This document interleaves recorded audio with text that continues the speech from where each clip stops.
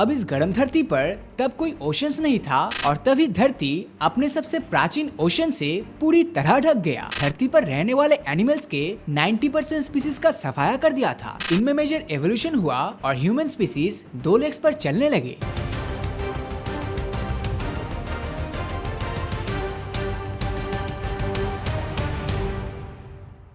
ये इमेजिन करना ही बहुत ही मुश्किल है कि धरती पर जीवन आज के मुकाबले कैसे अलग हुआ करता था। हालांकि हिस्ट्री बुक्स और हिस्टोरिकल फिल्म्स की वजह से हम अपने पास्ट को किसी प्राचीन साम्राज्य या फिर केवमैन से जोड़कर देख सकते हैं, मगर उस समय का क्या जब धरती पर इंसानों का एवोल्यूशन ही नहीं हुआ था। गुजरे हुए करोड़ों सालों में हमारे धरती ने काफी कुछ फेस किया है। जैसे इस पर एस्ट्रॉयड गिरने से लेकर दूसरे प्लेनेट से टकराने तक, वैसे ही इस पर बहुत से बड़े बड़े क्रिएचर्स हुकूमत किए हैं। लेकिन अगर हमें धरती के इतिहास को पूरी तरह से जानना है तब हमें और भी पीछे यानी बिल्कुल शुरुआत में जाना होगा। करीब 4.5 बिलियन साल पहले इंटरस्टेलर गैस और डस्ट के एक ठोस क्लाउड से हमारे सोलर सिस्टम का जन्म हुआ था, जो कि मैटर की एक घूमता हुआ डिस्क में कोलैप्स कर गया था। यह डिस्क तब तक गर्म होता रहा जब तक कि हाइड्रोजन हीलियम में फ्यूज नहीं हो गया और कुछ इस तरह से हमारे सूरज का जन्म हुआ। सूरज के जन्म के बाद घूमता हुआ यह डिस्क के सबसे बाहर की तरफ मौजूद मैटर ने आपस में गुच्छा बना लिया और इन्हीं गुच्छों से हमारे सोलर सिस्टम के प्लैनेट्स और मून का जन्म हुआ।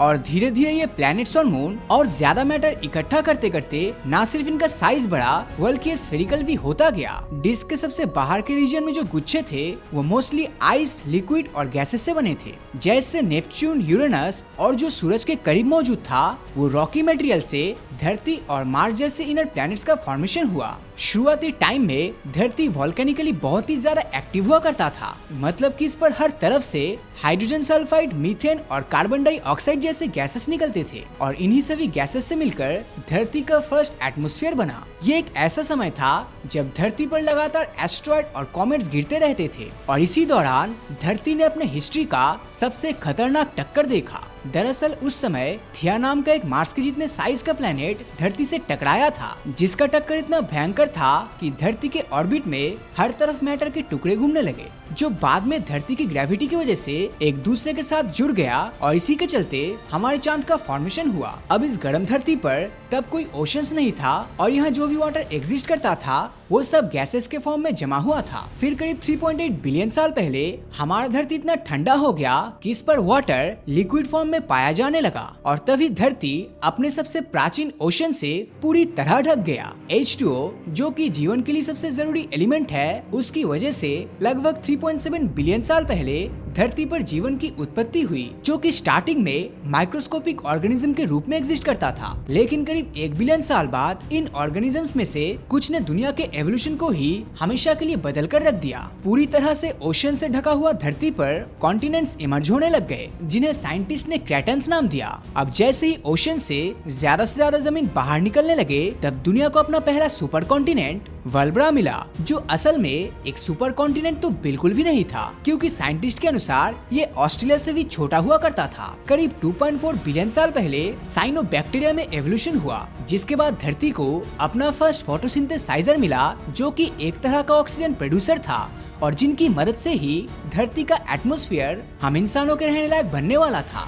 बढ़ते ऑक्सीजन लेवल की वजह से धरती पर CO2 की मात्रा में गिरावट होने लगा, जिसके बाद हमारा प्लेनेट आइसी कोल्ड हो गया और हमारे धरती ने अपना पहला आइस एज देखा। अब जैसे जैसे धरती का एटमॉस्फेयर बदलता गया, ठीक वैसे ही इसके कॉन्टिनेंट्स में भी हलचल होना शुरू हो गया था और ऐसे ही तोड़ते जोड़ते हुए धरती को अपना अगला दूसरा सुपर कॉन्टिनेंट रोडिनिया मिला। रोडिनिया वाकई में एक सुपर कॉन्टिनेंट था, क्योंकि ऐसा माना जाता है कि इसने धरती के बहुत सारे एरियाज को कवर कर लिया था, जिसके बाद इस पर लाइफ और भी ज्यादा कम्प्लेक्स होने लग गया। हालांकि तभी धरती पर कुछ ऐसा हुआ कि इसने रोडिनी को बांटकर पेंटोनिया नाम का एक सुपर कॉन्टिनेंट बना दिया, जिस पर करीब 48 से 54 करोड़ साल पहले एक न्यू लाइफ का एक्सप्लोजन हुआ। इस एक्सप्लोजन को कैम्ब्रियन एक्सप्लोजन के नाम से जाना जाने लगा, जो एक ऐसा पीरियड था जिसमें एनिमल्स के बॉडी पार्ट्स शेल या स्पाइन की तरह कठोर हुआ करता था, जिनका सबसे अच्छा एग्जाम्पल ट्रिलोबाइट्स है। करीब 44 करोड़ साल पहले धरती का क्लाइमेट एक बार फिर से हल्का सा शिफ्ट हुआ, जिससे ओशंस के टेम्परेचर में कुछ ऐसे खतरनाक बदलाव आने लगे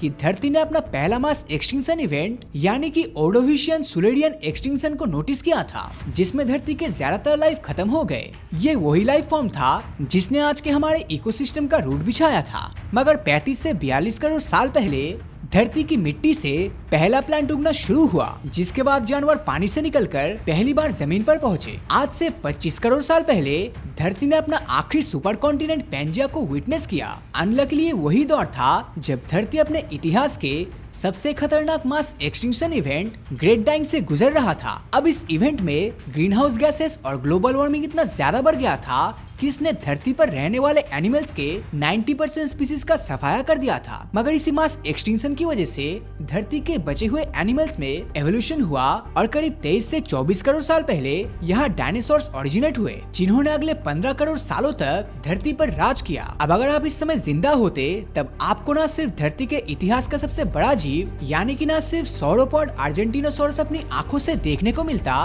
बल्कि आप आखिरी सुपर कॉन्टिनेंट पैंजिया को भी टूटते हुए देख पाते। 6.5 करोड़ साल पहले एक एस्टेरॉयड हमारी धरती से टकराया था, जिससे हमारे एटमॉस्फेयर में इतने सारे डेब्रिस फैल गया था कि उन सब ने सूरज को ब्लॉक कर दिया, जिसके बाद हमारे धरती पर ऐसे डिस्ट्रक्टिव क्लाइमेट चेंज हुआ कि सारे के सारे डायनासोर्स मर गए। लेकिन उस समय डायनासोर्स के अलावा एक और प्रजाति हुआ करता था जो देखने में आज के चूहों जैसा ही था। असल मायनों में देखे तो यही प्रजाति हमारे प्राचीन पूर्वज थे, जिनसे ही हम आगे डेवलप होने वाले थे। अब ये प्रजाति मैमल्स का था जो डायनासोर्स की तरह अंडे नहीं देता था, बल्कि हम इंसान की तरह ही प्रजनन करते थे। डायनासोर्स के टाइम पर ये मैमल्स जमीन में छिपकर रहते थे और इनकी यही चीज आगे वजूद में बनाए रखने के लिए काम में आया था। दरअसल जब वो एस्टेरॉयड धरती से टकराया था तब यहाँ इतना भयंकर विस्फोट हुआ कि धरती से लाखों मेट्रिक टन ऑब्जेक्ट स्पेस में चला गया था। विस्फोट के बाद एक डस्ट के बादल ने धरती को चारों तरफ से ढक लिया था और इसके करीब 90 मिनट बाद ही धरती का टेम्परेचर करीब 150 डिग्री सेल्सियस तक पहुंच गया था। जो एस्टेरॉयड के विस्फोट वाले जगह के करीब थे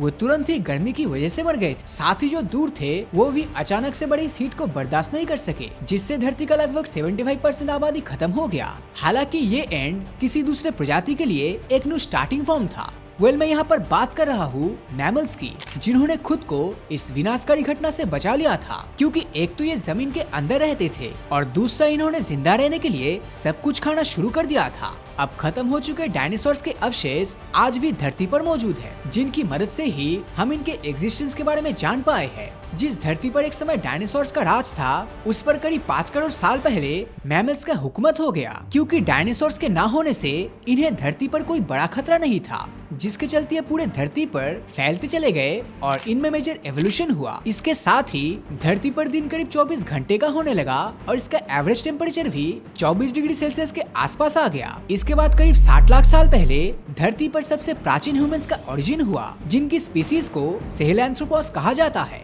जो कि 4 लेग्स पर चलते थे। खैर 40 लाख साल पहले इनमें मेजर एवोल्यूशन हुआ और ह्यूमन स्पीसीज 2 लेग्स पर चलने लगे। और फिर 10 लाख साल पहले इंसानों ने अपना पहला औजार बनाया, जिसका इस्तेमाल वो चीजों को तोड़ने के लिए किया करते थे। अब लगभग 8 लाख साल पहले इन अर्ली ह्यूमंस ने ये सीख लिया था कि आग को कैसे कंट्रोल किया जाता है, कैसे इससे खाना पकाना और शरीर को गर्म किया जाता है। अब इस समय के दौरान इनका दिमाग लगातार इवॉल्व हो रहा था, जिससे इन्होंने एक दूसरे और बाहरी दुनिया से तालमेल बढ़ाना सीखा और फिर 40 से 50,000 साल पहले होमो सेपियंस को छोड़कर धरती पर रहने वाले सारे ह्यूमन स्पीसीज विलुप्त हो गए। 10,000 साल पहले धरती पर इंसानों ने फार्मिंग सीख लिया था, मतलब कि जो इंसान पहले बंजारे बनकर खाने की तलाश में यहाँ वहाँ भटकते थे, उन्होंने धरती पर खेती करना शुरू कर दिया। ये सब हो जाने के बाद लगभग 250 साल पहले धरती पर इंडस्ट्रियल रेवोल्यूशन की शुरुआत हुई, जिससे यहाँ न सिर्फ टेक्नोलॉजिकल और कल्चरल ट्रांसफॉर्मेशन देखा गया, बल्कि ग्रामीण व्यवस्था का भी शहरीकरण हुआ।